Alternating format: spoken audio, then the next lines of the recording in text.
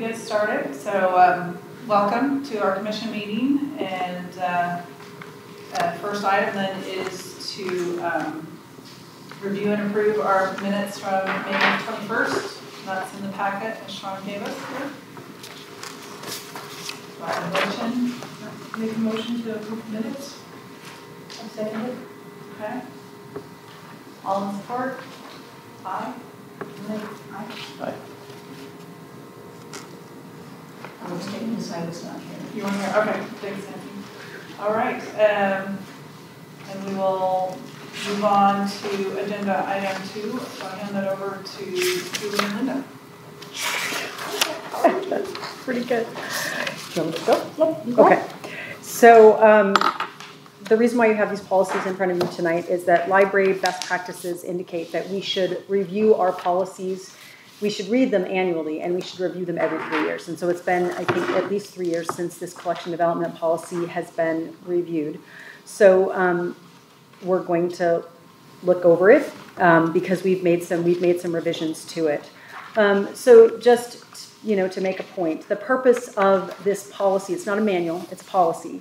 And the purpose, the collection development policy serves 2 purposes.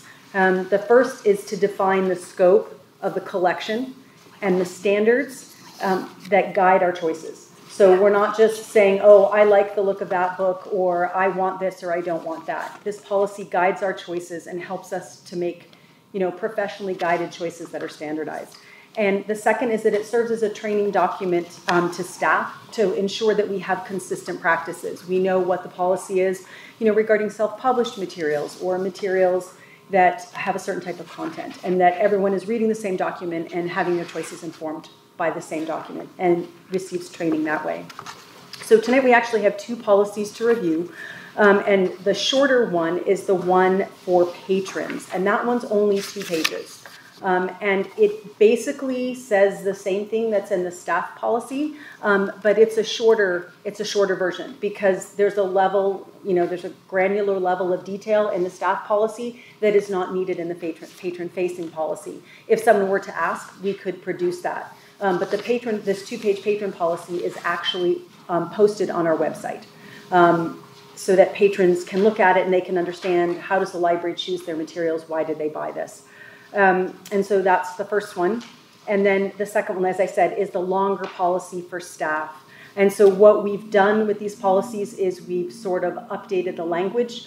We've standardized the headings. We've changed some of the wording. In the staff policy, we've included descriptions of collections and also a special collection that allows us for some fluidity where we may delete a collection or add a new collection based on library trends or patron interests. And so I think that and then there are 2 sections to the staff policy.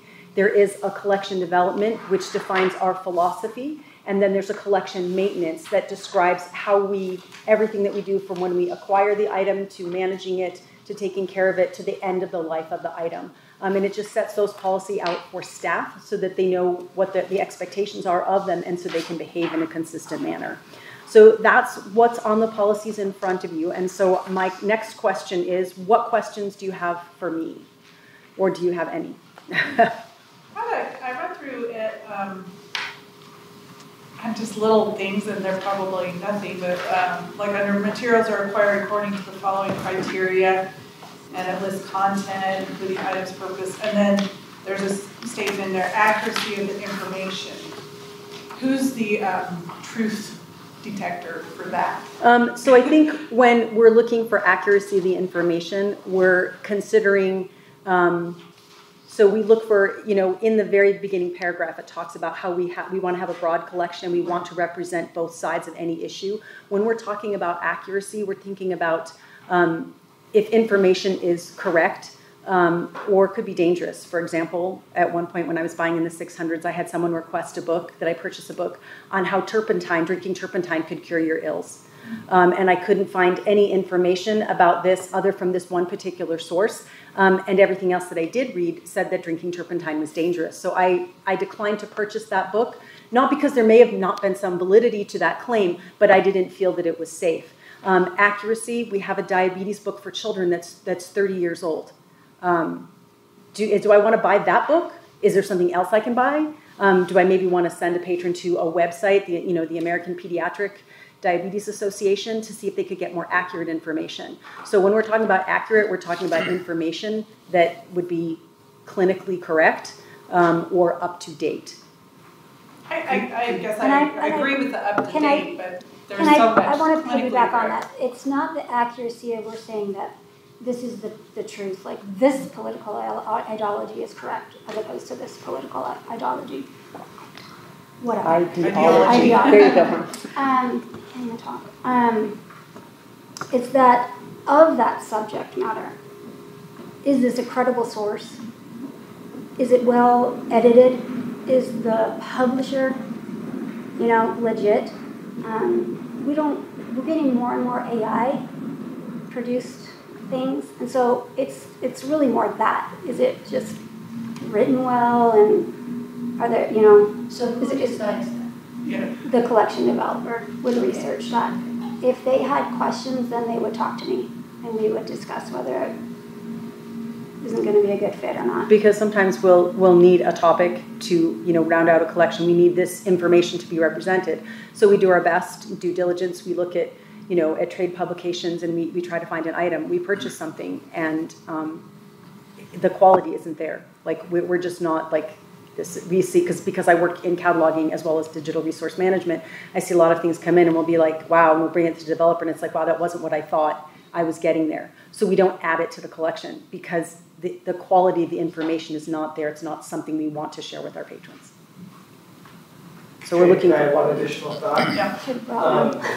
I think, I'm so glad you asked that question because that's why we have 7 pages of trying to get the best collection.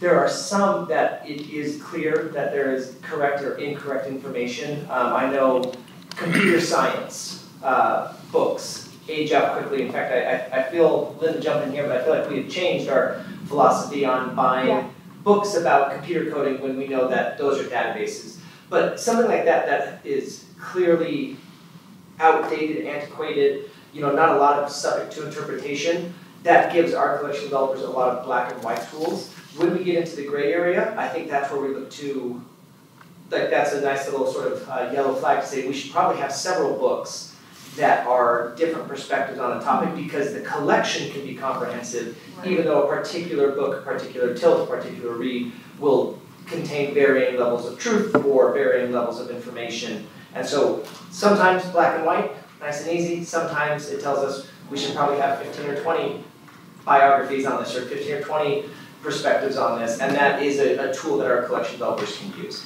And then this also gives them some coverage for our staff to say, are you using each of these things? That is one of the criteria. And so if we are only ever using one criteria, it might be an indicator for Linda, who oversees this, to say, hey, let's run this through 3 or 4 different lenses. That's going to help us get the best group of books for that particular collection. Very challenging though, right? Like you dialed right in on what we saw, and it's like, ooh, how do we do this? I'm glad you knew that about turpentine. I'll have to change my Stop using turpentine, Bryce. This is very good information to have. I was like, I didn't know. I honestly didn't know what to do. I'm like, someone really wants to buy a book on drinking turpentine. I talked to a few people before. I'm like, what is my moral responsibility here? Like, should I buy this? Like, I actually went and talked to 3 other people and said, hey, advise me. How should I handle this? As well as looking at the policy, because I was like, I don't want to buy this book. Yeah, and one that was just being purchased, we had a request to buy something on, what's that? Lyme disease and rife therapy. They were requesting a book on that, so it was actually astronomically expensive. So we were trying to find something that we could meet their needs and what they were looking for within the scope of what we could afford. Yeah, so lots of different topics like that they're doing additional research to make sure that it's, a qualifiable, good author that's written multiple books on the subject, or a doctor, or has credentials. Those types of things they're going to do some research on. I have 2 questions. How do you decide who's a credible source? And number 2 is, who wrote this? did this come from staff, or where did this come? You guys all got together and decided this was. I can speak to that second one first, then I'll turn it back to Julie and Linda. Last year we went through the display policy, sort of with a fine-tooth comb like we did for this one, and we wanted to make sure that these documents support and align together. So we have a comprehensive, we look at, we started our mission that we presented back to y'all over the winter break. Say, we are mission driven, these policies reflect in our mission and what services we're trying to provide. And then, if you read that opening introductory paragraph on some of the scope of philosophy, those are actually identical to the philosophy that we have for our display policy. Again, who gets to decide a credible source, who gets to decide if we put, I'm going to keep going back to this turpentine one. If we're you like that? pro-turpentine or... That's what you're getting for Christmas. Yeah, progressive turpentine or, You're going to buy it after, aren't you? I think you get these, we, as library staff, we are asking our staff to make pretty difficult decisions as collection developers, as displayers, as storytellers picking material. And so the goal is to give them as many tools as possible to help them understand their role and their buoys of, hey, stay between these lines, credible source, credible publisher, credible, not AI, and help them make their best judgment. I can also tell you, I'm gonna miss the stat. How many items did we acquire last year? Did we acquire last year? Tens of thousands. Tens of thousands, yeah. We're gonna get a couple of duds. Absolutely. They show up and it's junk quality. It is AI produced. It is a swing and a miss on what we thought we were buying. We want to be prudent with the tax dollars, obviously, but we are not perfect. And sometimes we get it and we just say, we missed. And we get it out of the collection, or we move it, or we recategorize it, or we buy a complementary set of books so that there are several tilts or understandings or lenses, and then we go from there. So we're not afraid, and Linda, worked closely with the staff. She's not condemning them for saying, how could you have wasted $7? This was garbage. Instead, we're saying, did you go through the process? Were you pretty close? On average, if you acquired this many books for your collection, are we doing a nice batting average? And so we use a dashboard. We have a number of metrics for the staff so that they can feel like, hey, in volume, I'm hitting the target, and we feel good about it.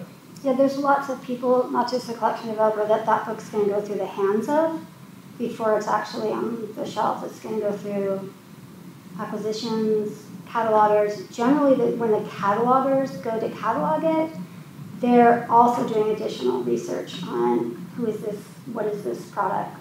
And then they're able to actually physically look at the book, and that's when we generally catch things that were accidentally purchased that looked like they were from a legit publisher, but probably are AI.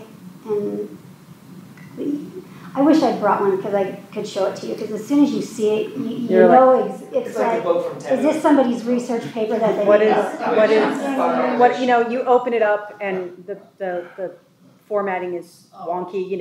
One half of the page is here, one is here. They're in the middle. They're on the outside. Way too much white space. You see it a lot. We see it a lot with books that are in Spanish that are translated, or books on a particular subject in Spanish. We also see it a lot now with classics. So it's often difficult to find classic editions of books from reputable publishers. So you're looking for an hour and you find a book that you think is great, and it comes in and the book is out of copyright. So it looks like someone printed it on their dot matrix printer and slapped it together with duct tape and, put it up for sale. It's classics that are public domain. Yeah, it's public domain. So it does get tricky. In response to the other half of your question, I put when I was working on this with Linda, I put a paragraph in here that says, choosing materials is both an art and a science that relies on a combination of knowledge, training, experience, and intuition. So collection developers now work with a partner. A lot of it is it's very collaborative. Like I said, I went to talk to 3 people about this book on turpentine and what should I do. So there's a collaboration where we talk with each other. But before we make a decision on the material, what resources do we use? First of all, we do have a vendor that we purchase our materials from. And so we get reports and lists from them. And so a lot of us will start with looking at these reports and seeing, what is being published in my area in the next several months. What looks like it's a good fit for my collection. If I'm purchasing nonfiction, what's coming up? Do I already have something in that area of the collection, or do I need to expand Do I not have enough material or enough updated material if it's a nonfiction collection? Once you go through, what the vendor is telling you is coming out, then we go with trade publications. So Kirkus, School Library Journal, Book List. Different trade publications kind of have different specialties. I like Book List for nonfiction, but I prefer Kirkus for my fiction collection. And so you'll look at those trade publications and you'll see what's coming up. And you'll say, what's coming up, what's popular, what are patrons requesting, where are areas in my collection that I feel it's lacking and it needs more. So again, this is where you get that, art, science, training, intuition, and collaborative effort where you vendor, trade publications. There's other resources that we'll use. A lot of us get lots of emails from publishers. Hey, this is our book that's coming out. Look at this book. Well, I'll look at this book. I found some great regional stuff from University of Nevada Press that I've sent on to other developers. Wow, this is fantastic. So even publishers will say, hey, here's my book, buy it. I can look at it and say, hey, is this a good fit for my collection or not? And so those are some of the sources that we use. And then always we're going back to that collaborative process. Now collection developers often work in pairs where we support each other and we're, hey, what do you think of this? Or, hey, you're learning, let me train you and let's help you. So again, art, science, training, collaboration, with professional sources, and that's what we use. So are you saying that you buy from publications, lists, corporations? Do you read all of these books? Or do you go mostly from recommendations? I look at the amount of stuff new purchases and I just go, holy cow. So I purchase, like I said, I go all over the place. I look at the vendor first, then I look at the trade publications. Then I take an interest in what publishers are publishing so I can see what's coming up, what's popular. And so yes, I do look at publisher websites. They have a lot of webinars. Hey, here's our fall catalog. This is what's coming out. Then once I see what's coming up, I can take a look at it and see this would be of interest. This is a hole I need to fill. And so I use that to inform. And then I also go out and do research. I look at people buy books on Amazon. People share books that they read with their friends on Goodreads. Does that make me decide what I'm going to buy? No, that's not the first place I go. But I certainly look. I also have an early reader account with a company that provides digital galleys for professional readers. And I'm often reading books 6 and 8 months before publication to decide if they would be of interest to the patrons who read my collection. But I purchase approximately 600 to 800 books a year. There's no way I can read everything that I purchase. Come on, Julie. maybe when I was younger, but not anymore.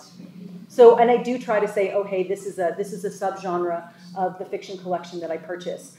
Let me try these 3 books that are upcoming. Let me try a new author. Let me try a second release. Let me see if I feel that there's a good fit here. That these are the kinds of books that our patrons require. Because I'm purchasing books not just that I like, I'm purchasing books for a wide variety of Orem Public Library patrons. So just because I may not like this particular book, and to be clear, I buy genre romance. I read all the romance novels.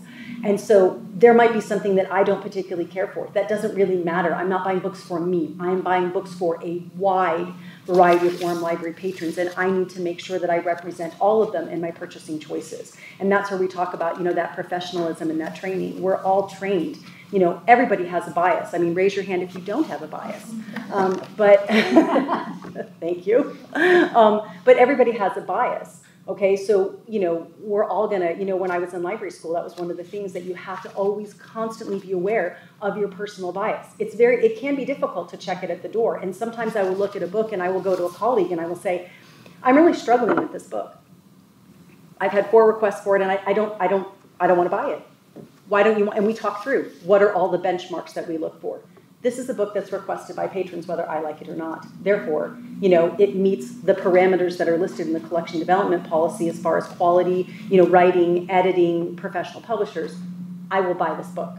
So yes, I do have personal opinions, but they get checked when I'm purchasing, if that's helpful. Does it depend on how many requests you get for a book? If one person wants it, or 10 people, or 20 people? I try to, I was trained in some collection development and purchase requests by our retired cataloging librarian, Evelyn. And what she told me is, we are here to serve the patrons. And when patrons make a request from you, you need to seriously consider why they are asking for that book and why you are saying no. Now, if it is a textbook, if it's ridiculously expensive, if it doesn't meet, the quality or the parameters. But if somebody asks for a book and it's affordable and I can get it at a discount and they are expressing an interest and I have the budget, I probably purchase 75 to 80% of the things that people ask of me. Because I want Orem library patrons to have the books that they want in the library. Now, sometimes I can't. I get a lot of requests for self-published romances, local authors that the quality's not there. Or books that I want this book, no one else will read this book, and then I'll spend money and it will sit there. So I don't have a definite number of, there have to be so many people that request that I buy it. And sometimes I just buy books because I think it's interesting, or it looks fun, or it's a different idea, or there's a hole in my collection that I think it needs to fill. And I saw it, and I read reviews, and I feel it's a good fit. And depending on the collection developer and the collection, there's different parameters that they're looking at. Like Jamie has done the teen graphic novels for a long time. Teen has a very limited space. So when somebody requests a series of graphic novels, that's 25 books, that's a big ask. So it's not that it doesn't ever happen, but those are a little harder to fulfill. And I would say overall, across the board, I think that we try to say yes about 75% of the time. And if it is something that is independently published or looks strange, but it is a topic or something that we can find something that as librarians, we can find something that's better quality, better researched, we will generally go back and say, no, we're not going to buy that book, but we will buy this book on this topic, and we'll put it on hold for you if you want to get it. So in that sense, it's not exactly fulfilling the specific item request, but it's fulfilling something bigger in that they have recognized a need or a hole in the collection of a topic, and we're going to make best effort to make the best, to find the best item that fills that hole. Does that make sense? I can give you an example. So I got a request a few months ago for a book on the Inca in the 900s, which is the history collection. And the book that was requested was about 20 years old. And I knew that a recent publication had come out from the Oxford University Press last year. And so I called the patron and said, hey, this book is 20 years old, but I have this newer book. Would you be interested in the newer book? I'm willing to buy that, but the 20-year-old one is maybe not the greatest source anymore. And she was pretty happy, so we do kind of navigate and negotiate. Just another question or process as you talking about the library collection as a whole. You monitor those that are checked out, how often you have a book that might sit on a shelf and is never checked out for a period of time. And at some point you make a decision, we're going to pull it off the shelves because it hasn't been checked out in 5 years or whatever. So there's a lot to the science of the library, and just for those of us that are lay people, and just very supportive of the science of library science. Thanks for the role that you all play, and in the statistical processes that are involved in keeping the library fresh, energized, and meeting the needs of the public. So just, it's a great work in progress, and I commend you all, and make sure all of your library staff feel the thanks of the citizens of Orem that I represent to you. Thank you. Thank you. Can I ask Linda to humble brag for a minute? Please. She's been working on. No, we have been really trying to get some of the messies. Like, I brought you clothes stacks some months ago. That was a messy. That we really finessed and got it clean so that it makes logical sense to somebody looking at the policy and it's consistent. And so I just really appreciate Julie and all of the staff and all of the collection developers that have given input of what they need training on, what they need clarity on, so that I just feel like this policy has gotten so much better, and our manual has gotten so much better, and our training has gotten more consistent across all the developers. And I just want to kind of give a brag back to you guys about the collection developers. They're awesome. They really are awesome. Our 300s collection developer, she worries all the time because she does collect the political stuff. And she is constantly going to other librarians and saying, what do you think of this? what would be something that we can balance it with? Should I get more on this? You know, she is so hard on herself. Do you know what I mean? Just because she wants to make sure that she's checking that bias at the door and that those collections really are fulfilling the needs of the patron and not just what she wants. And they're just awesome that way. They're so conscientious. When I do have to call them in and say, hey, you kind of bought a couple duds that look like they are AI, the looks on their faces. And I mean, this can be a $12 book. Granted, we are trying to, you know what I mean? Like, it's just even that little minutia of failure, and the look on their faces are just like I don't think there's how could I have done that? Do you know I what don't think They're there's one of so us that hasn't conscientious. bought a zonk. And they all know that. It's usually the newer ones. That, and I tell them when they start getting trained, I say, you're gonna buy a zonk. And they're like, okay. And I know, I can see on their faces like, but I'm not. I'm just. Cataloging. And without fail, within 6 months, they bought a zonk and they come in and look and they go, okay. But then once they've done it, they get it and they see where they missed in the process, and then they don't do it anymore. So you kind of have to have that little bit of a fail to get to the success. But just know that they're very well trained and they're extremely conscientious to the impact that they have on their community and the import of what they are doing. Yeah. A separate question. So I see here, and there's like this process for removing books and like a review process. So I'm just curious, because I know from library to library here in the news, it's very different, and there doesn't seem any clarity. And I think it's purposeful that it's written, the law's written that way, so it's kind of easy to challenge things. But I'm just curious if you've had many challenges, and if so, like, what does your review process look like? Could I jump in really quick? You bet. On this one? And I'll let y'all take the technical answer on it.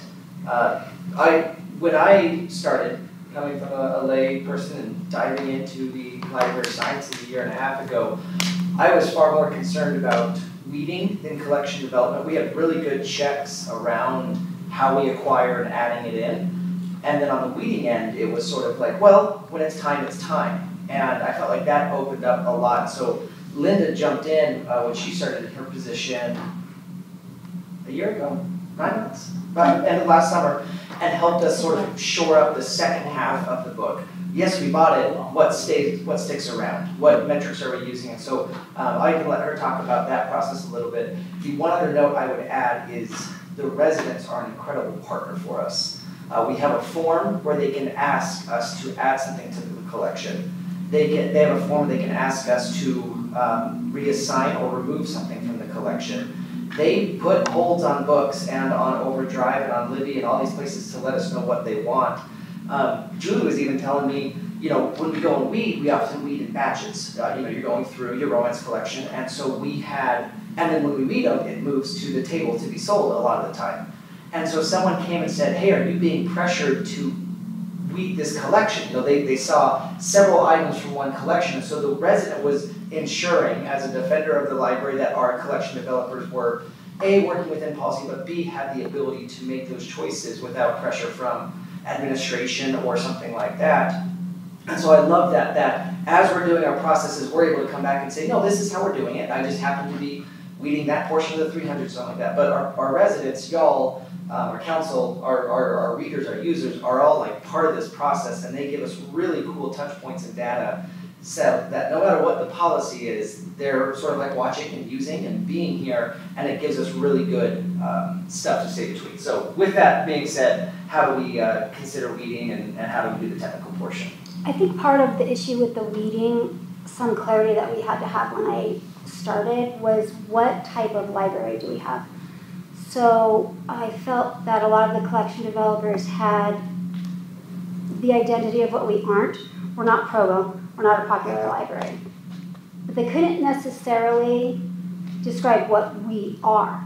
And so I have leaned very heavily into the concept that we are a circulating library, and that if our books are not getting used by our community, should we have them? Because we, by definition, are not an archive. There is an element and always a percentage to a well-rounded collection, and that some of the research is things like core collections and things that just libraries as a whole across the nation said these are some core things that touch upon certain issues that you just have to have.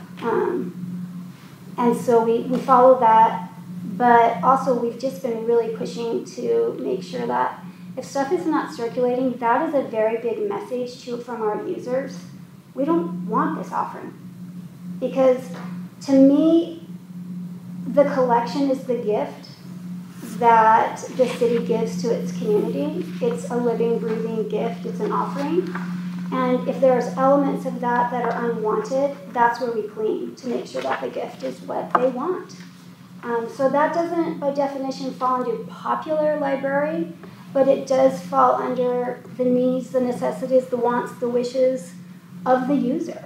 And so I've really leaned into that in the training that if there is something not circulating, it needs to be looked at as to why it's not circulating, and a conscientious decision needs to be made for why you're going to keep it, and an effort needs to be made to get rid of it or find something better that is the better offering that will get used. Jonathan, I think, correct me if I'm wrong, but I think you were asking about like people asking us to reconsider materials in the library. Yeah, Okay. specifically in conjunction with this Utah State Code, that the change there, where people can challenge if they think something is inappropriate. Right. So I think the code is different for school libraries than it is for public libraries, Okay. and how things can be Right. removed. I haven't actually read it, but it's different from school to public libraries. So it doesn't affect us as much as it would a Okay. school library. But in both the patron-facing and the staff policy, you will see that there's a title review process. All libraries exist to serve their public, and so Right. there needs to be a way for people to say, hey, I have a concern about this. So this can happen a couple of different ways. A patron can come in and say, hey, I checked this book out and I hated it, it was garbage. And just sometimes by having a conversation with the librarian, I'm really sorry that this didn't meet your needs. What is it that you're looking for? Well, I want this. And so we can help them find what they're looking for. And then they're fine that they didn't like this book because we helped them to find what they were looking for. Sometimes they can come in and they'll have real issues about a book. Sometimes they've checked it out themselves and they have issues, or sometimes, there are people who look at lists of books and okay, these are the most banned books, so I'm going to complain about all these books. And sometimes they read them and sometimes they don't, right? But they still come in and they can still express their concern and we'll listen to them. So what happens is we have this title review process, which we've kind of condensed from the older policy. Used to list the entire thing out and it made it pages and pages long. So what we've done is we've rewritten how this works, and so there is a form online. Patrons can also come to a desk and ask for a form. We will talk to them. Hey, what happened? What can we help you with? What is your concern? And then they have to fill the form out, and to prevent just inundation of everything I found on this list. You have to download the form and fill it out, and you have to bring it in and you have to talk to somebody. Okay, and then we take your form, and then it goes through a list. And then if you look where it says title review process, that was pulled out of the form and rewritten, and it explains the 4 different steps that happen. We get the book, we look at it, we create documentation, we give it to a librarian or librarians who read the book and review it, and then we take our professional qualifications. Well, look, how does this meet with the policy? Does it meet this? Does it meet that? Does it violate this law? What is the concern? And then patrons can ask for 3 things: that we reassign the book. So when my kids were little, I was checking out an ABC book, and it was a Halloween ABC, and it was done in poetry, and it was the creepiest thing ever, and my kids were extremely sensitive, and they all had nightmares. So I filled out a title questionnaire, and I said, hey, I don't think this belongs in the ABC book. It's really intense. So they said, what would you like to do? I said, well, I'd just like to move it out of where little kids are reading it.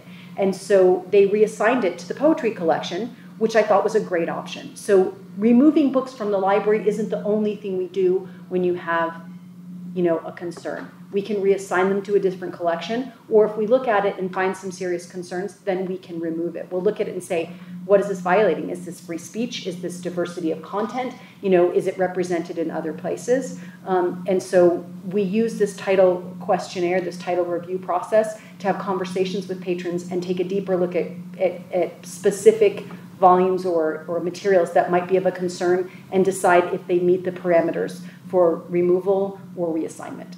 Is that helpful? Yes. You asked how many. Yeah.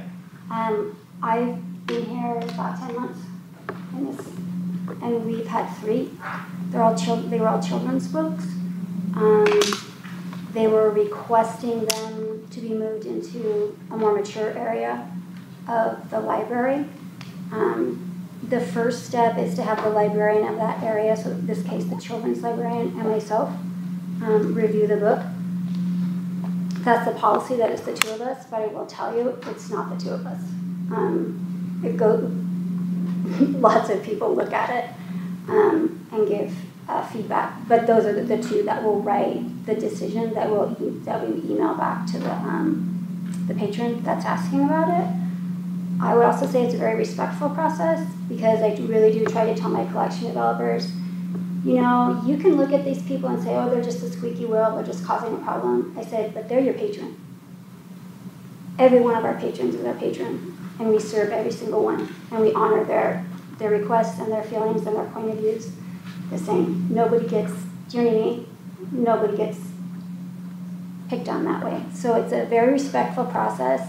We look at the book lists and what publishers and people are saying about the book and where the targeted audience is. Of those 3 books, 2 stayed in children's, and 1 was moved to closed stocks in children's. And so it's very rare. Those are the formal requests. We That's a lot of a formal the request. conversations, I think, with librarians. 99.9% of the time, there's not even a form ever filled out, because there's just a discussion with the librarian, and then they say, well, these are my concerns. Well, we've got this, or, you know, and the discussion covers their concerns. Sometimes I've had someone say, like, would you like to speak to the person who bought that book? And, you know, I'll call the librarian and they'll come out and they'll talk to the people and they have a conversation. And generally speaking to someone who's a real person who explains their rationale, they're like, oh, okay, that's fine. And again, no form is actually filled out. Yeah. So it's less than a handful a year. Yeah. Yeah. And that's generally what it is. It's usually children's books that people are more sensitive to. No one's ever complained about my books, just saying. Hers are garbage. Working in the Salt Lake system, it was children's books. It is. It generally is. It was children's books. It's and you know what, you have to respect it. That's a parent, and they have a legitimate concern, and you need to honor and listen to it, and have a good qualifiable answer to give to them, because it's respectfully done. Could we get a mic? There's a competing hum in here, and I'm having a really hard time to hear you guys. Is anybody else having an issue? Can I just make sure that I talk louder? If I talk louder, will that be okay? Because I don't. We are several months, just a few months, probably a couple of LAC meetings away from being in our brand new city center, which has the new audio-visual system. Is this air conditioning or what? You've got a chiller that is just on the other side of this wall. Okay. And we're not, as a city, we're not doing any more AV purchases. Since this building is coming down momentarily, there's no more money being put in. We're to chicken wire and About duct tape. 6 months, Yeah. we will be out of here. So yeah, so we'll do a couple of fall ones, maybe we can bring a portable mic or something, and then we'll be in a state-of-the-art room with no humming radiators. I was going to say, if you want to move Nancy, closer, over here. would that be? I can switch you places. I can hear well, but I'm sitting right next to them, so Just move yeah. over here, Nancy, if you want. Oh, that's about. Is there any? Do you have any other? I feel like we've hogged most of the time. I know. No, so this is critical to go over, it's very important, Okay. thank you, just as a Yeah. Is there any? Do you have any other questions? Do you? I think my only other thing we is, want you to feel good about what we've written. So we've spent quite a bit of time making sure that it's. And I really appreciate Bryce and give him kudos, because when Julie and I look at it, we look at it as librarians. And so our brains are, we try so hard, but we're like this, we're just used to seeing the policy and what the standard is in the profession. And I appreciate Bryce because he's the one that says, well, where's the weeding policy? Where's this? And I think, oh, well, there's not a problem with weeding. I have to make them do that. I spent a lot of time with this. I worked at the Orem Library for more than 30 years in one capacity or another. I completed my master's 2.5 years ago. And in one capacity in school or for assignments or here, I probably looked at, researched, revised, updated, and edited this policy at least 4 times. So this is the 4th time we've redone it, and there were 3 revisions from what you see in front of you. So we've really put a lot of thought into making sure that it meets our community's needs, it meets our library's needs, and it also meets, professional standards. I would think the weeding would be the hardest because I have a hard time keeping up books. Anyway. And especially when you're going, this is an out of print one, and now my library is not holding it because that was in their little weeding group. Check it out. That moves it off the red list. For most collection developers, when they first get an assignment, weeding is the most difficult. Most difficult. I remember being absolutely terrified to get rid of a book, and now I'm just a little bit more heartless. If I buy 600 books a year, it's not a magic bag of holding in there. We have a finite amount of space. Sure. If I buy 600 books a year, I better get rid of an equal number. My family keeps telling me that in our house. I have a problem with that. I think the only other comment, maybe not even question, was that the only standard, and maybe correct me if I'm wrong, that I could see in here was the Utah State Code, the 76-10, that defines pornography. So there really is no other standard as far as quality of works that are chosen. Or lack of quality, I guess. Well, I mean, I'm not sure that's so much a standard as that it's a state law, and so that is one hard and fast rule that, if an item is deemed pornographic as defined by Utah State Code, that is in violation of our policy, and that is not something that we will seek to acquire for our library. Mm-hmm. So it's, this is the foundation, this is the bedrock of our professional standard. This is a state law, and this is a state law that we honor. So, and the rest of it is science, intuition, collaboration, industry standard publications. Professional standard experience. In a lot of the trainings that our staff are leading out on, we have a lot more percentage points. What percentage of your collection should be reading? What is the 3-year no checkout percentage of your collection? How do we do this? And I think on the policy, we ended up stepping back from a lot of that because we never want an algorithm or a percentage to dictate, to force our hand. It's there. They're trained to it. We're discussing it in monthly collection development meetings. But I'd hate to get to the end. It's like, well, you're at 20% of your collection hasn't been checked out in 3 years. You have to get rid of these. And you're saying it is out of print. It's rare. I really need to be at 21. We don't want our staff to be out of policy because of the art half of the collection development rather than the science half. So in the training from Linda and the team, there is more specifics. In the policy, I guess it did lean a little bit more philosophical with fewer hard lines. The manual that you guys have access to and are welcome to preview as well gets into what Bryce is talking about. Because it will vary from collection to collection. Mm-hmm. I need to get rid of so much, but a nonfiction collection might actually retain more and have more materials on the shelf that don't check out. Yeah. Especially as you see a move to, yes, you're adding 600 items, but a larger percentage of those are moving to digital, they're moving to Hoopla, they're moving to other formats, so that the hard copy collection, the physical collection, might stick around a little bit longer as more resources move into different formats. And again, this is new. That's, Julie, I got bad news. We're probably going to add more revisions next year. We're not done. It's a living, breathing thing, and we'll just have to update as what's available to us and what our residents are requesting or using comes more into focus every year. Anything else? Any other? I know we have to vote on this to approve it or not approve it. Can I clarify on that? Yes. Y'all can essentially, as we understand the purpose of a library advisory commission, the vote is to discuss that it was reviewed and considered and feedback was received. The policies of the Orem Public Library without a library board and without a library fund is not voted on by the advisory commission. And so I apologize for we don't. Good. It comes back to staff, not to y'all if something hits the fan. Y'all are going to be just fine. You guys talk to the reporters. Yes.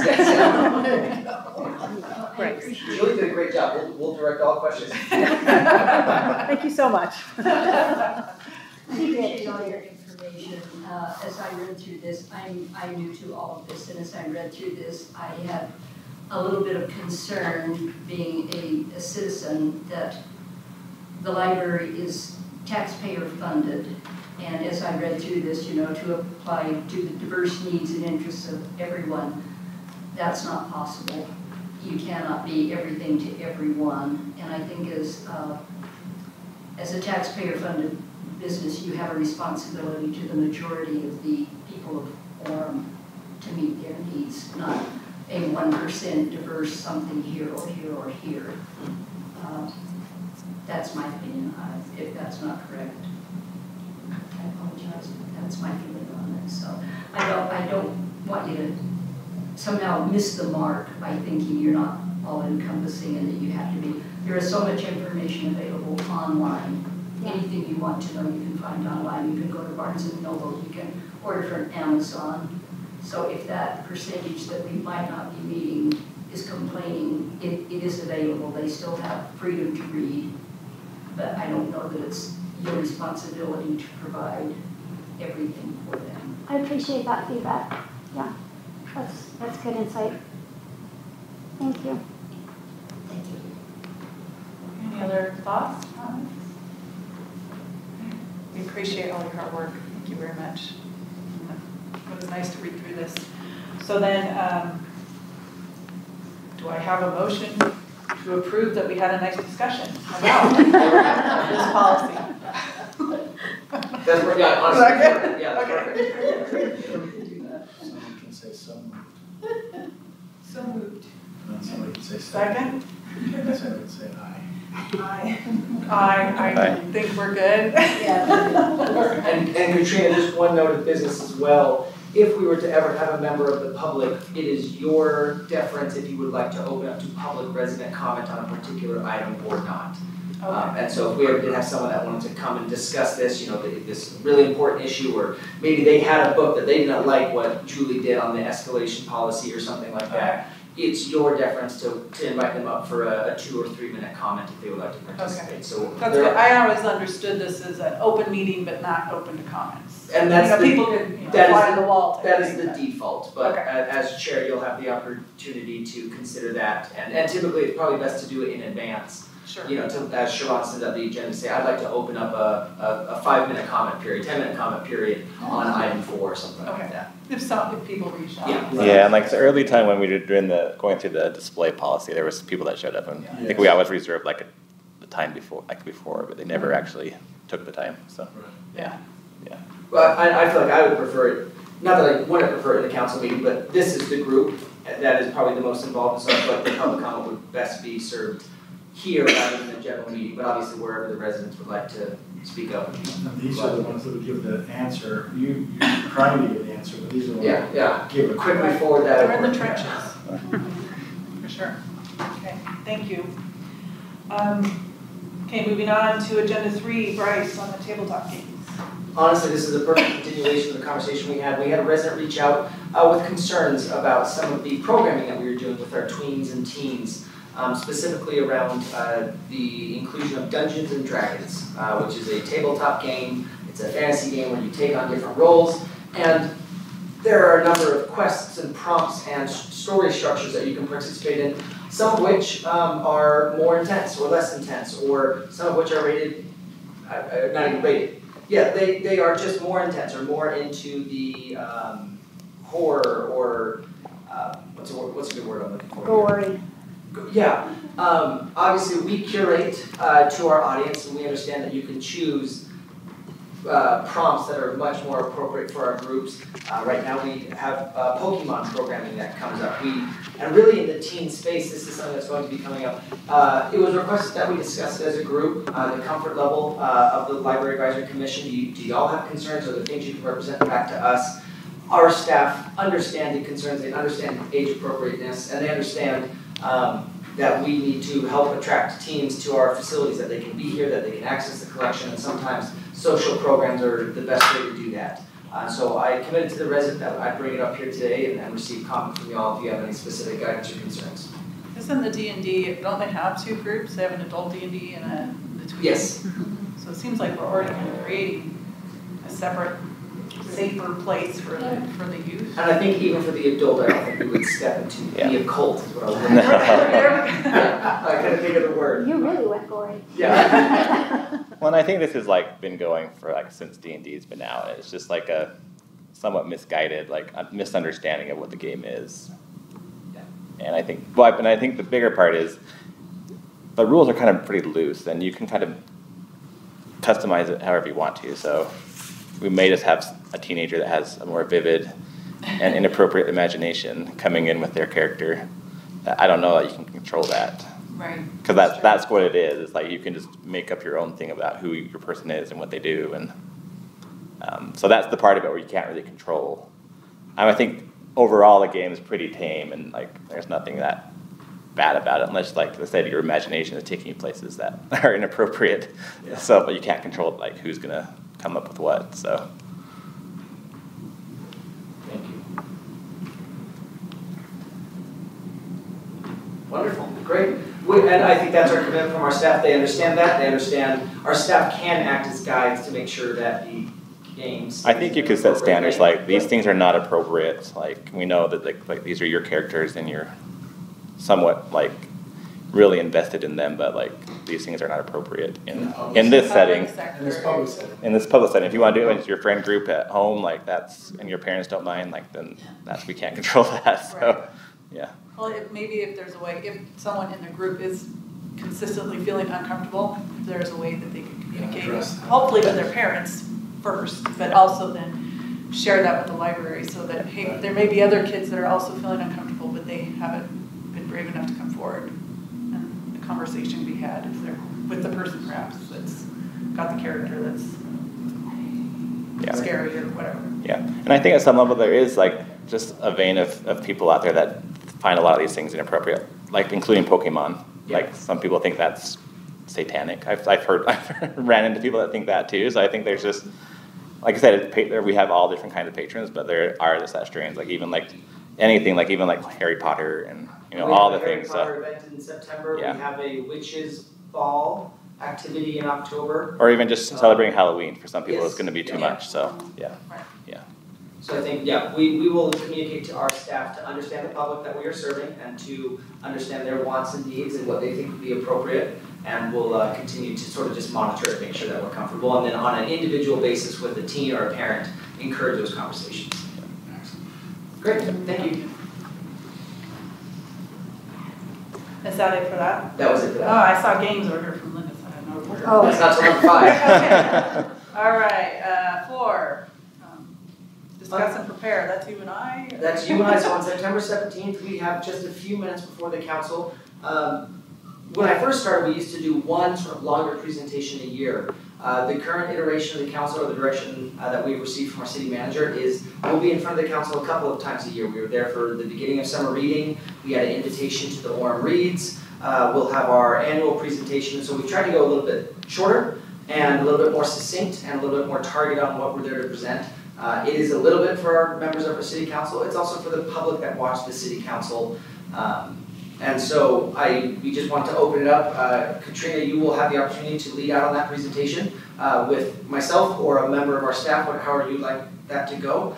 But we just want to open up for a conversation from y'all. What would you like to have presented? What would you like to be the point of our time in front of our council?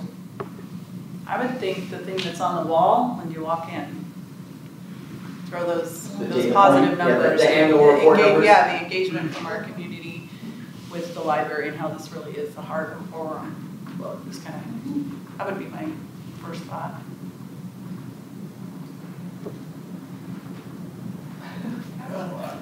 As a council member, I would love to hear the opportunity to know the professionalism of the staff that we have in our library and talk to the benefit that our library has over all others. We have the best library in the nation in Orem, and why. And so describe and let, if we need to, we can pedify it and get it to a level where the community can be excited and thrilled about what we do in our library. Are there particular libraries you want us to take shots at?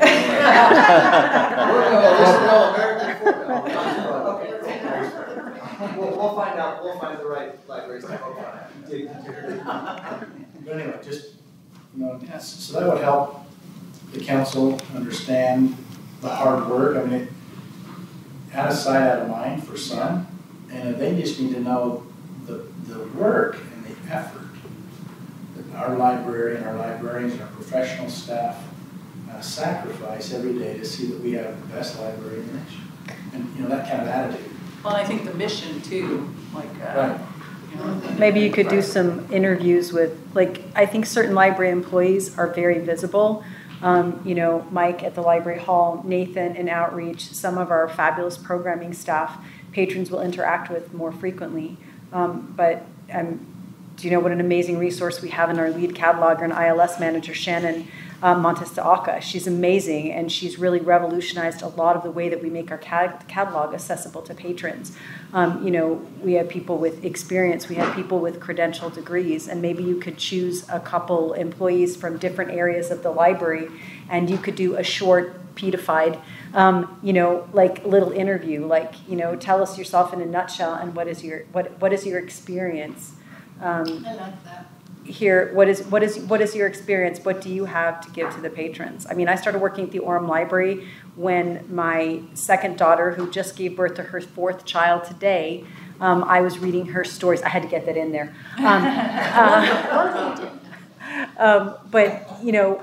When my second daughter was a toddler, and I was sitting on the floor telling her stories, and they said, "Oh, you should apply to work at the library." And they thought I would be in children's, but I ended up in general reference. And I've been in general reference. I've worked at circulation. I've worked in media. I've helped with programs. And then 2.5 years ago, I moved upstairs. I catalog. They taught me cataloging from the ground up. And now I manage all of our digital resources. So, I mean, you have a lot of people like me who've been here a long time and have come to librarianship through a variety of avenues. And they have so much to share. Art Nifong in general reference has been here as long as we joke that I've been here longer, but he's been full-time longer. And he graduated from Wake Forest and got a library degree from BYU, and they still had a nuts and bolts program. And he is our nonfiction. He's a nonfiction resource. He has a special, I think, is it Texas A&M that he got an advanced certificate in international government and politics? I mean, he really has a great depth of knowledge, and you have a lot of people like that. And maybe just choose 3 or 4 people from different places that may not be seen and give them an opportunity to share with the council, what they do to bring quality to the Orem Public Library. Maybe some recommendations from you guys, your shining stars or your loyal staff, that have. It's a Venn diagram of who wants to be on camera and who are sometimes. Not everyone's. I'll let Shannon know that you volunteered. Shannon absolutely positively will not speak on camera. But yes, the people of the library, the relationships, I think a lot of that's important. And it's great to have the data.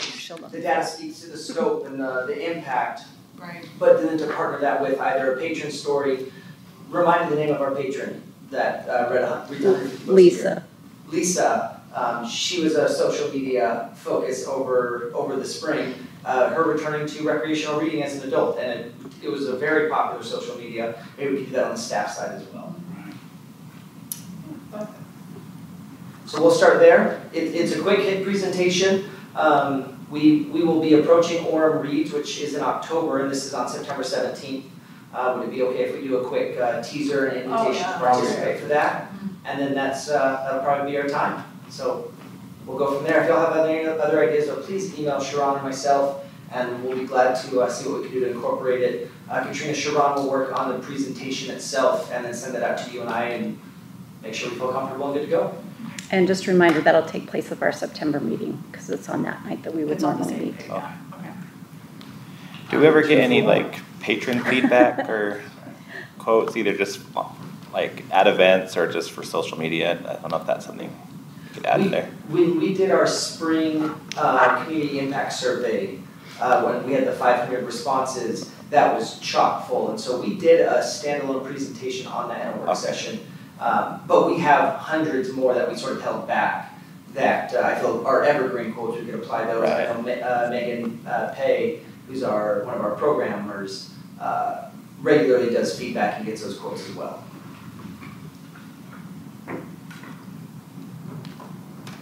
thank you for the ideas there.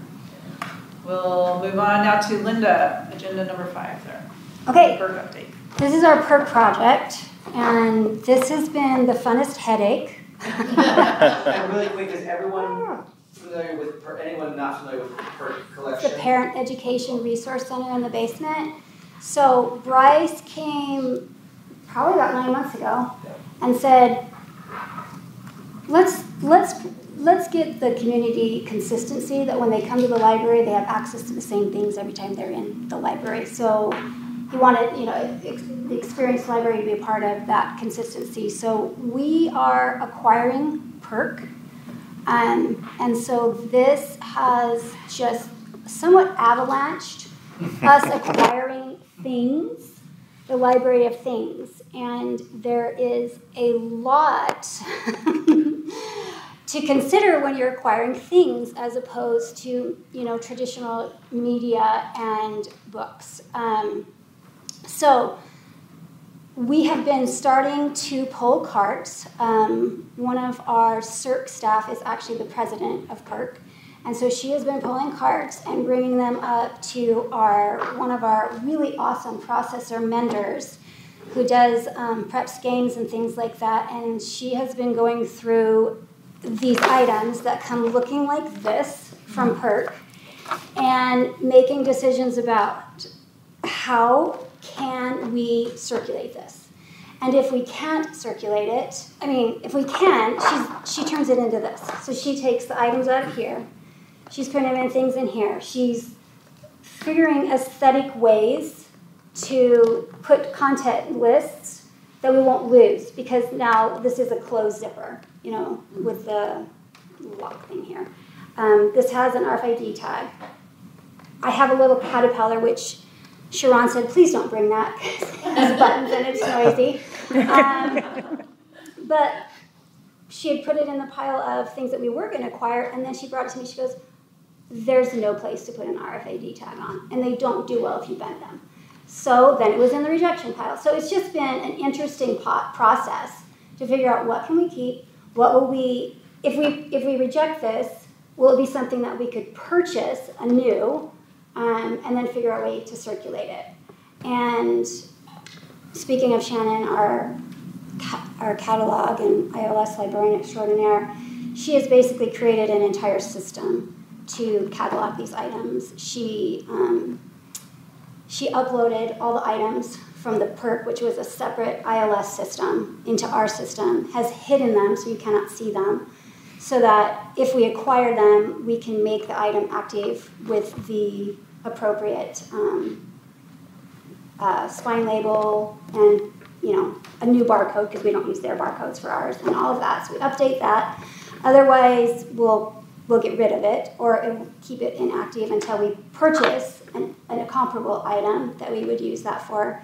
But just even trying to figure out how are we going to put these on shelves? How are our shelvers going to shelve these items? Are these items to be checked out, or are they to be used in the library? Yeah, they're going to circulate. And so we're hoping to they have thousands, you guys. Okay, I was going to say, this is big. you get hooks on walls. Right. So my hope is that by the end of next year, we hit 1,000 for sure.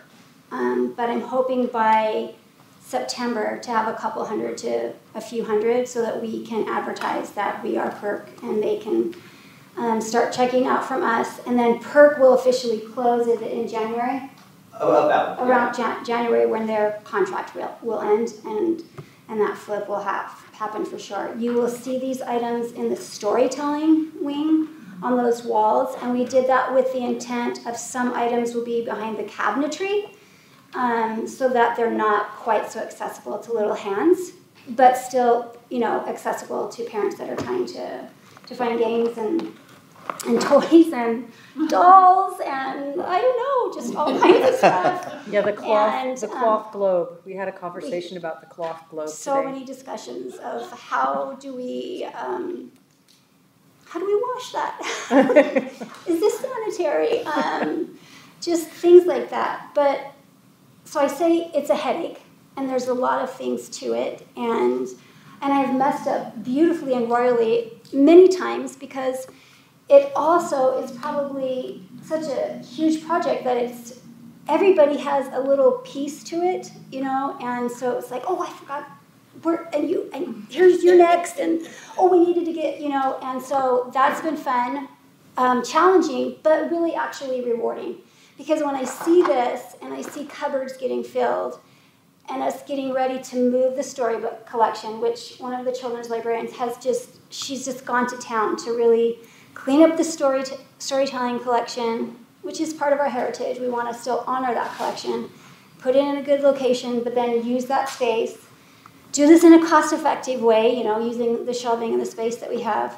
But it's exciting to see. That's why I brought this, so that you guys could see all the things that we are actually figuring out a way to still use and have at our kind of standard of circulating appearance for our patrons and using the ways and means that we circulate.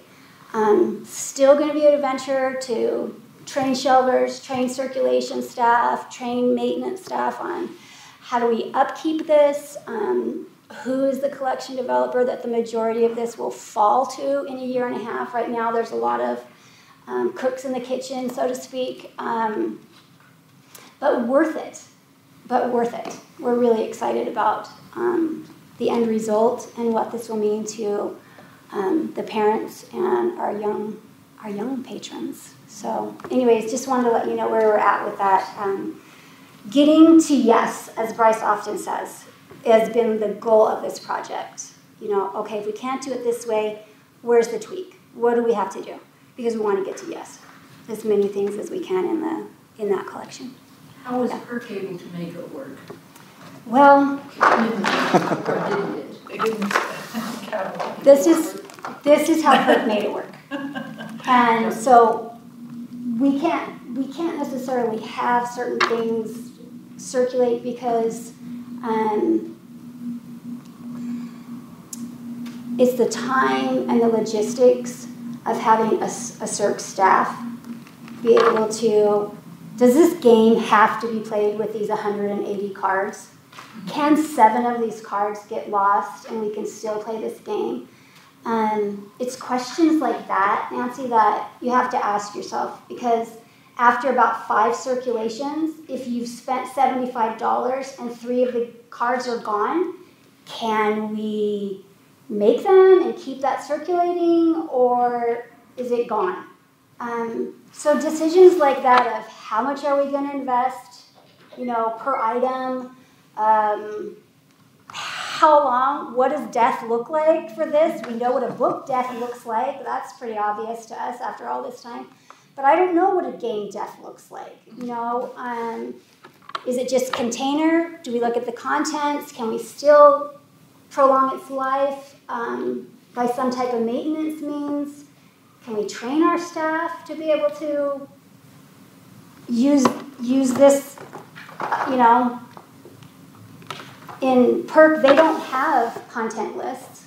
We have to have content lists.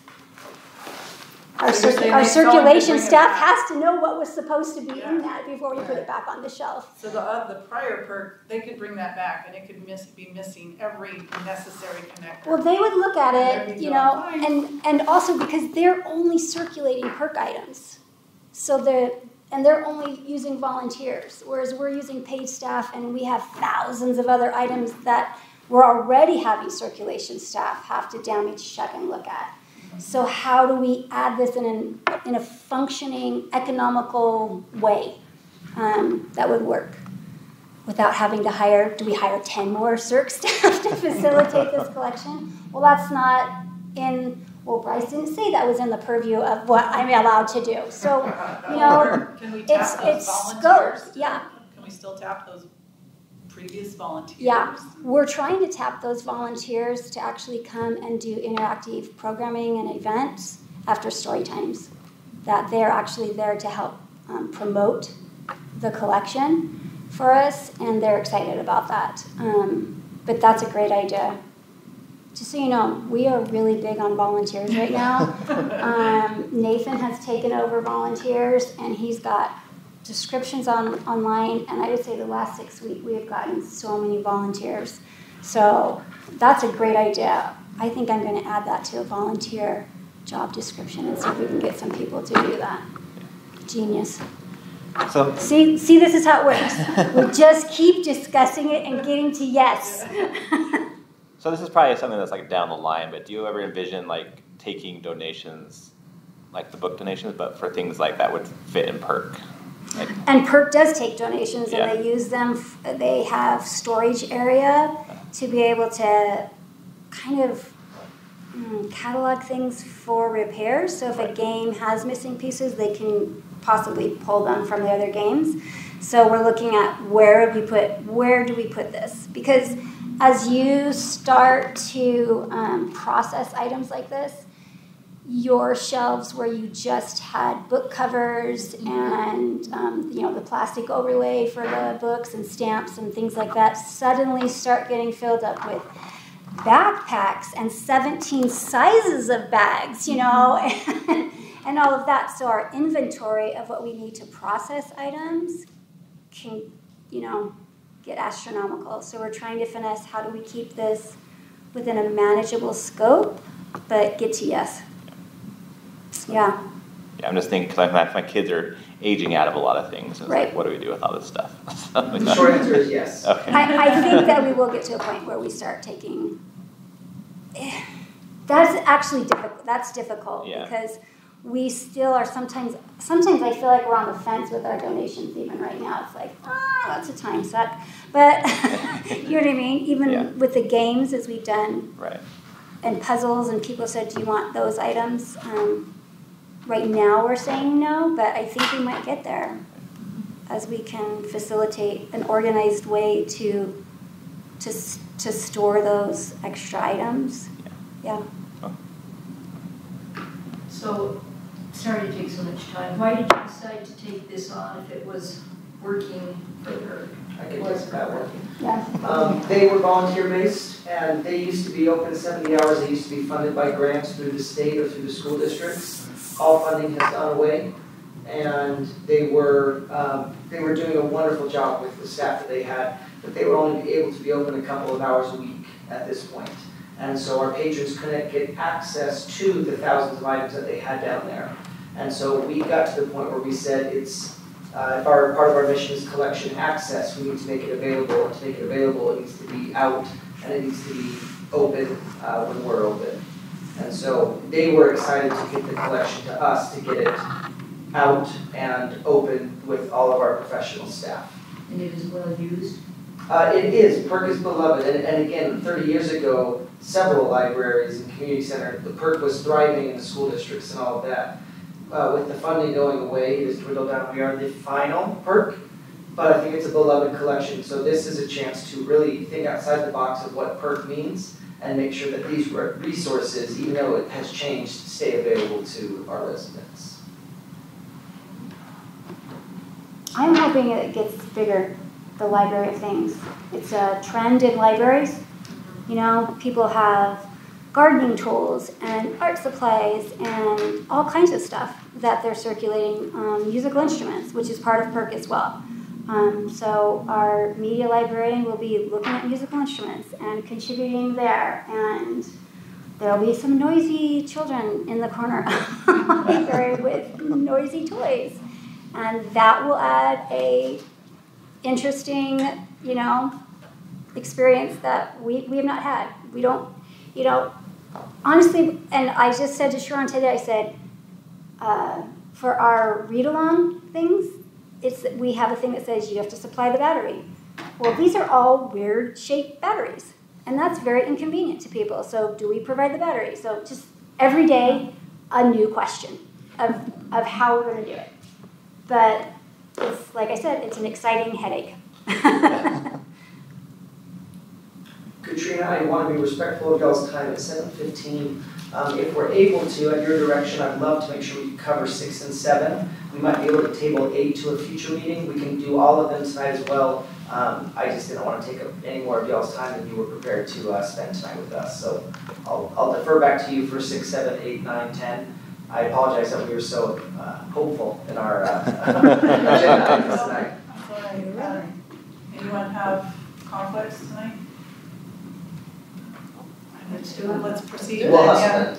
Yeah, it won't take long. Okay. We can do this. We're gonna have a tech moment here. Okay, right. There you go. Okay. So we talk a lot to you guys about our collections and how many books are walking out the door and PERC items and things like that. This is a little bit of a different statistic that we thought we'd bring to you just so you could see what this is.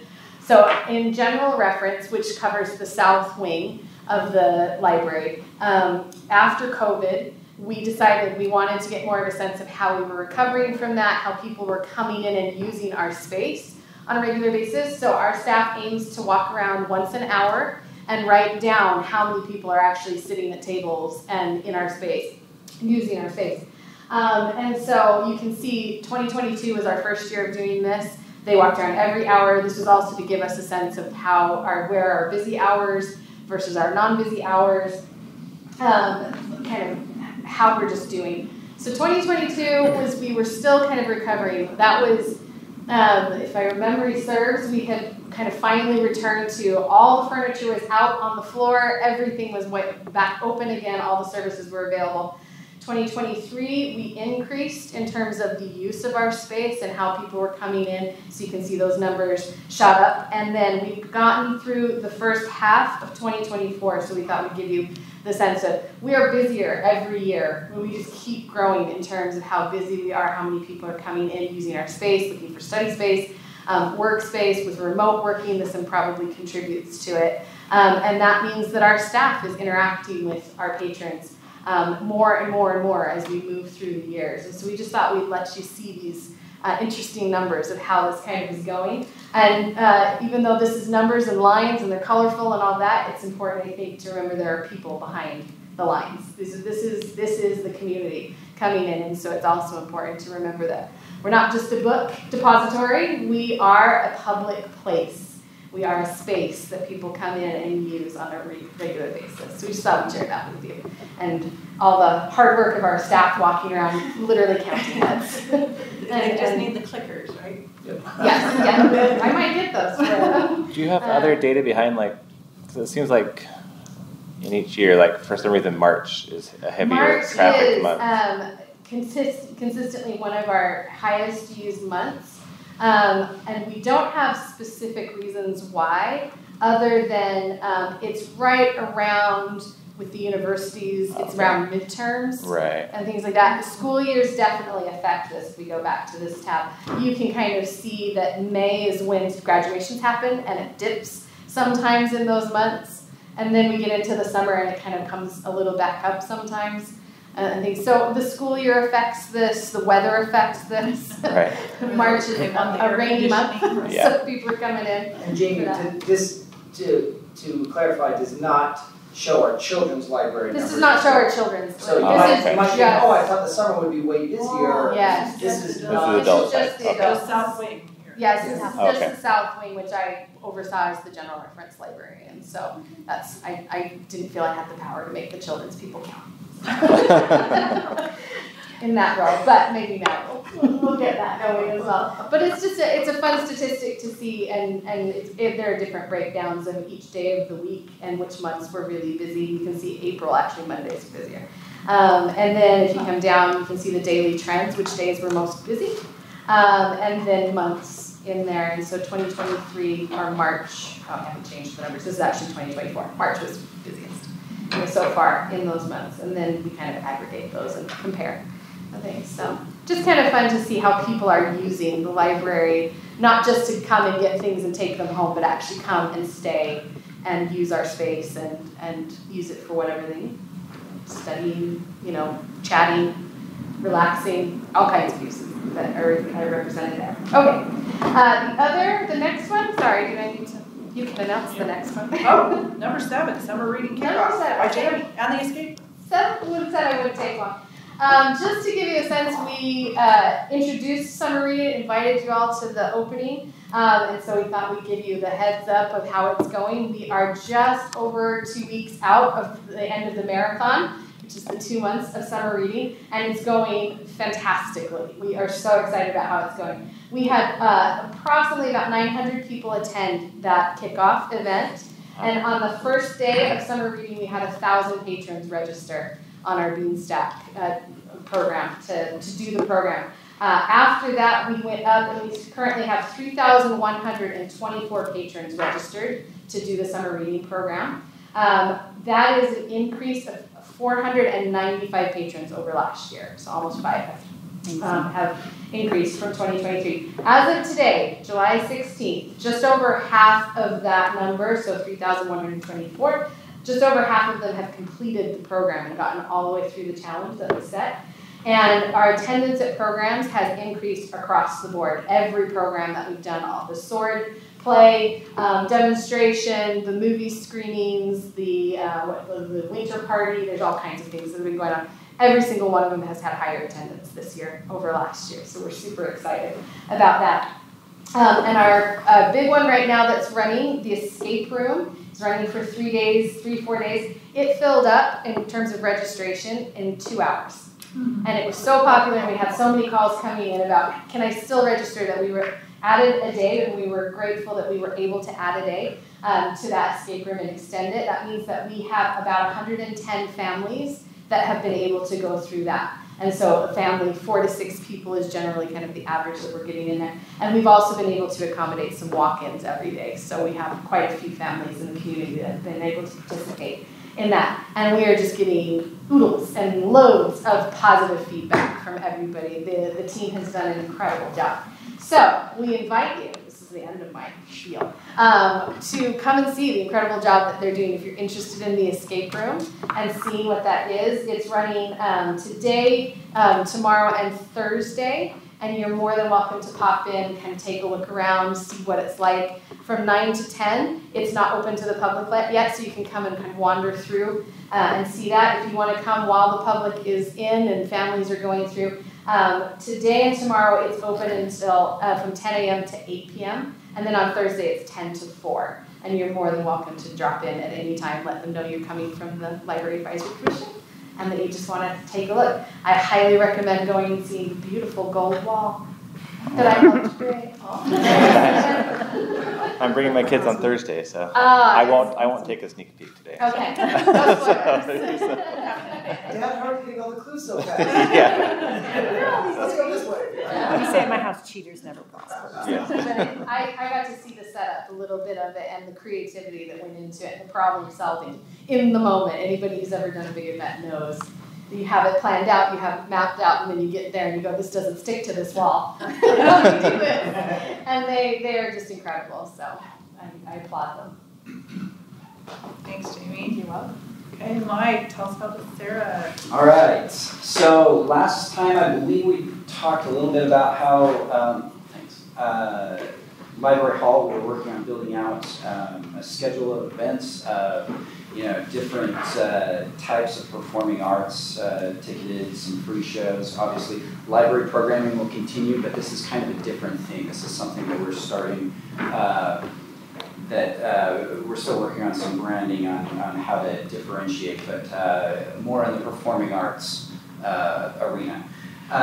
Bryce and I had the chance to meet with Adam Robertson a couple of weeks ago, the director, director of SCERA, Center for the Arts, down the road, to discuss the possibility of a partnership to where we work with them to bring in, 2 to 3 to 4, depending, arts that are, so-and-so at Library Hall presented by SCERA, kind of a collaborative effort to tie into some of the schedules and the offerings that the SCERA has, maybe at another venue, maybe branded as something else. And that's something that Bryce and I and Adam discussed were important things that they wanted to cover, and then we wanted to just make sure that they felt supported, and we kind of accomplished our goals in this. We're determining what the identity and what the branding is for this series. So anyway, we're really excited about it. Like I said, we're talking probably 2 to 3 events a year. We're in at the point right now where we're trying to look at like, booking options. The point was discussed, do we bring in a big name to kind of make a splash for this, knowing that it may cost a little bit more and we may only be able to do a few, maybe the 2 a year, or do we pad it out with, some low, you have to be careful, you're gonna say lesser tier, when you talk about artists, and then they're like, whoa. But lesser, Less known. cheaper. Less known. Yeah, newer, up and coming, newer, up and coming, that's the one. Anyway, other artists, and having, maybe with a smaller name, and having more opportunities throughout the year. So anyway, just wanted to kind of give you a status on some of the things that we're doing with Library Hall. And we're really excited with this. We see a lot of potential, some crossovers, some new things. Again, thinking, complementary.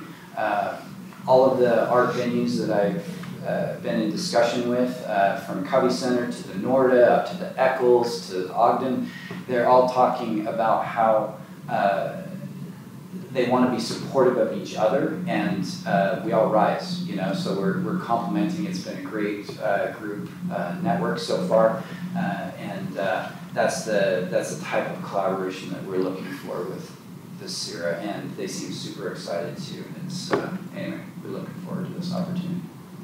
So will it always be SCERA coming this direction, or will there be Library Hall at the SCERA? And that's an interesting question. At this point, because they've had years and years and years to develop their schedule, they're booked out. They're maxed, and quite a ways in advance. Where we're trying to build and start something from scratch, it's probably looking like it would more be coming to us. Right. I wouldn't rule that out in the future, but that's not something we're like looking to do at this point, I don't think. I think that's cool, exciting. They're mapping out our hall right now on their ticketing software. They'll be able to sell tickets, and you'll be able to click your seat just like you do over there, but it'll be our facility. They'll manage all of that for their shows, and I think it gives us a lot of flexibility for what is the sort of broad range of potential opportunities. So it's a done deal as far as the collaboration is going to happen. It's just a matter of determining which will be the first Who will bring it in, yeah. Right, okay. Who's going to be the first ticket event, what season? The holiday season is really popular, but it's very crowded. Yeah. Do we do one in the fall, one in the spring, or do we do 3 in 8 weeks as we lead up to summer?